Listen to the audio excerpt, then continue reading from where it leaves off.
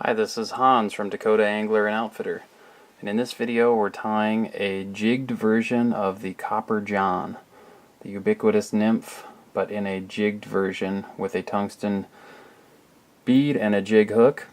Helps you get right down to the bottom and bounce along the bottom without snagging up. A great variation on this very popular nymph. Tie this in size 12 to 16. I'm going to start with black 70 denier thread and wind from the bead back to the end of the hook shank. And at this point we're going to tie in our biot tails. I've got two biots here, the brown goose biots, and I've matched them up so they curve away from one another, their natural curve, but you want the individual biots facing each other so that the curve splays outward. Gives you that nice split tail. What I like to do is tie them in at the same time. So bring them up, kind of measure them first. You want your tail to be about the length of the hook shank. So lay them on the hook shank for a measurement. Once you've got that measurement sticking out in front of your right thumb and forefinger, switch fingers and grab them with your left. And then take and split them with the hook shank. And then do a really loose wrap with your thread to capture. One more, slightly tighter. One more, slightly tighter. And if you do it right, you should have set tails right away. Then you can go ahead and take your thread up the hook shank and cover the remaining part of the biot. Now for our body material, we're going to use red brassy sized wire, ultra wire. You can also use natural copper, black, any color the wire is available in. The red is always a good version of this fly. I'm going to lay my wire right along the side of the hook. It's important to make this fly look right, to have your wire stay nice and straight along the side of the hook as you're tying it down.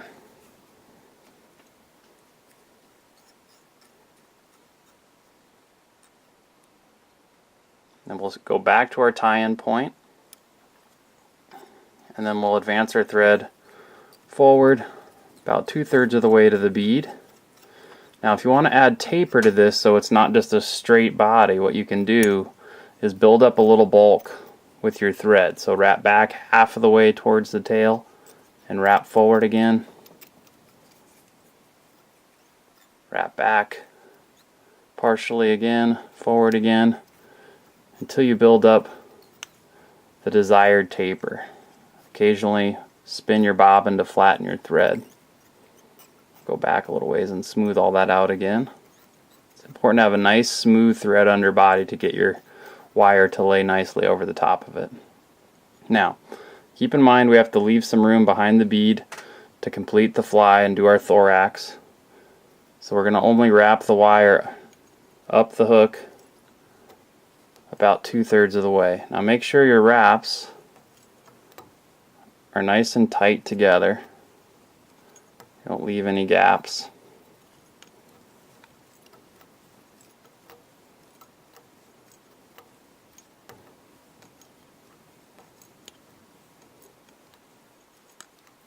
When you get to your thread, you can tie off, make one more wrap, then we'll tie off our wire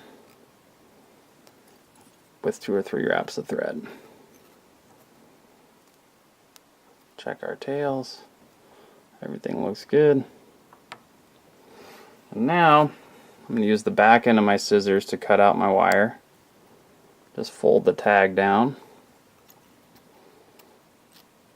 Now on the jigged version of this fly, if you have a rotary vise, it's helpful to turn the fly upside down. So I don't mess up the camera angle here, I'm just going to flip my hook upside down.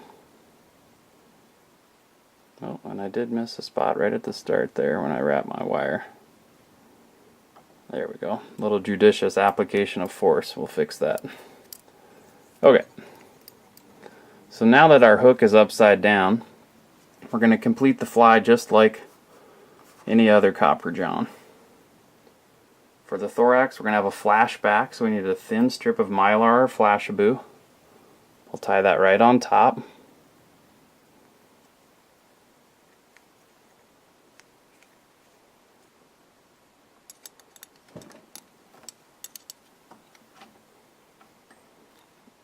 Then we'll tie in a strip of thin skin.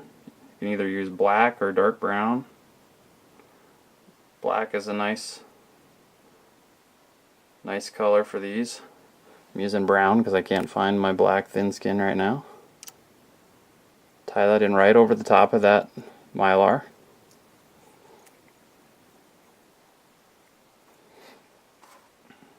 And now we'll take 3 strands of peacock herl,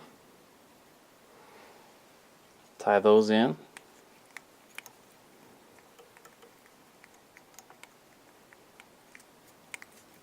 then we'll bring our thread right behind the bead, wrap our peacock herl for our thorax, just twist it together so you can keep it from splaying out and going where you want it. Once you've wrapped a nice thick thorax, go ahead and tie off your peacock herl behind the bead. Trim off your excess.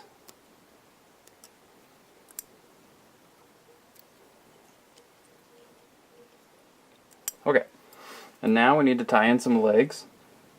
For legs, you have a few options. You can use partridge, pheasant. I'm going to use some fibers from a brown dyed Brahma hen saddle feather. I'm just going to do 2 clumps. I'm going to turn my vise, put 1 clump on the far side of the hook, adjust them for length, do an equal size clump on the near side.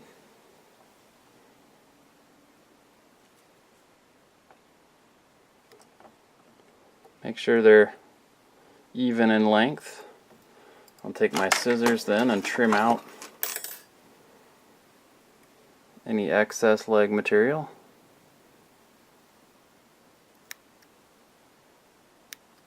On either side of the hook.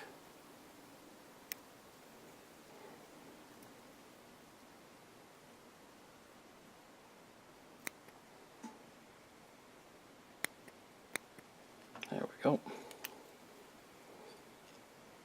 Okay, now to finish the thorax, I'm going to pull our thin skin over the back.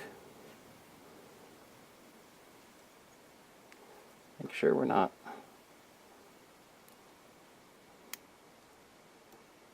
messing up our legs in the process. There we go. Pull that over and tie it down. And you can go ahead and trim out the excess. Pull your mylar over the back. Tie down. We'll fold it back and make a couple of wraps before we trim it out. Locks it in place. Then trim it out. And go ahead and make your whip finish.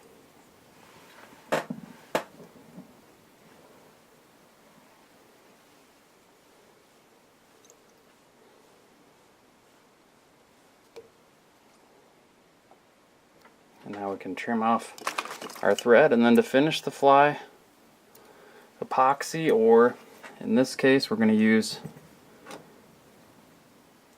UV fly finish from Loon. You could also use thin clear cure goo. We'll put a bead of that on the thorax, top of the wing case.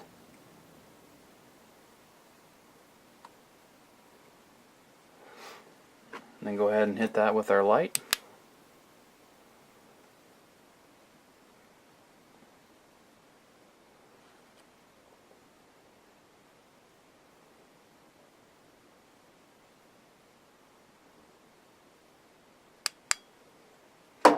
And there you go.